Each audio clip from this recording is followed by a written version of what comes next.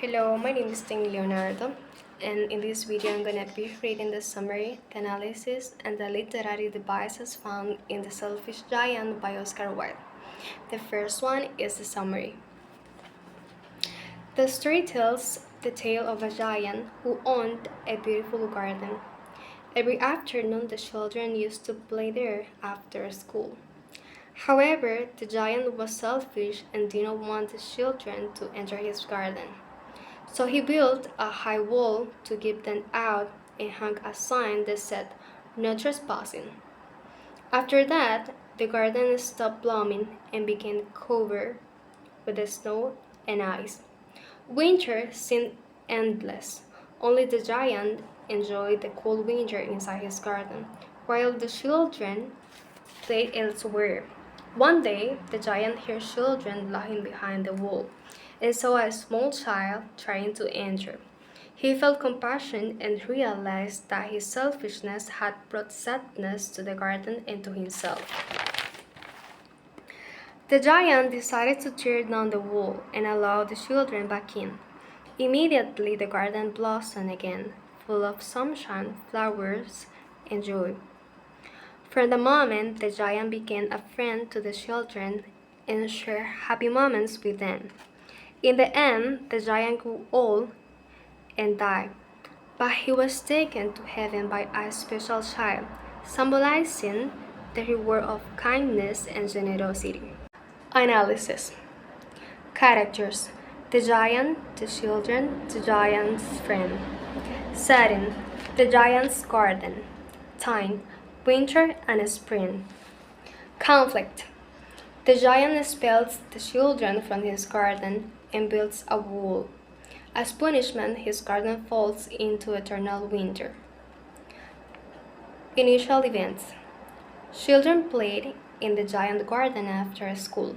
The giant returns after years and drives them away. He builds a wall with a no trespassing sign.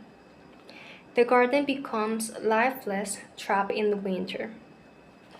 Rising actions: the children sneak in through a small hole in the wall.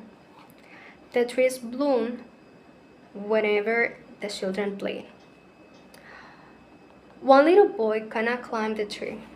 The giant feels compassion, helps him, and realizes his selfishness.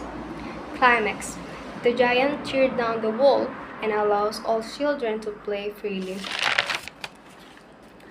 Falling actions: the giant lives happily, sharing his garden with the children.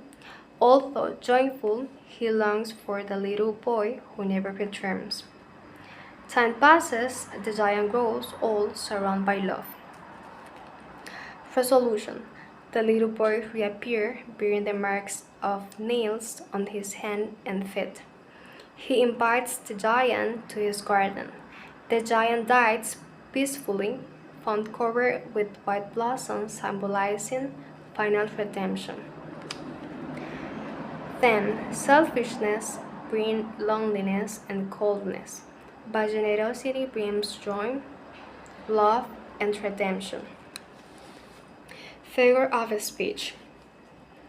Personification: the trees forgot to blossom.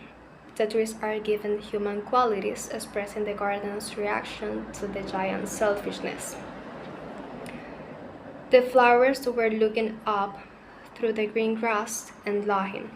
Flowers act like humans to show joy. The only people who were pleased were the snow and the frost, calling people to seasons of the year. Spring has forgotten this garden, they cry, so we will live here all the year round. Flowers can't cry. Metaphor: winter represents selfishness and emotional coldness.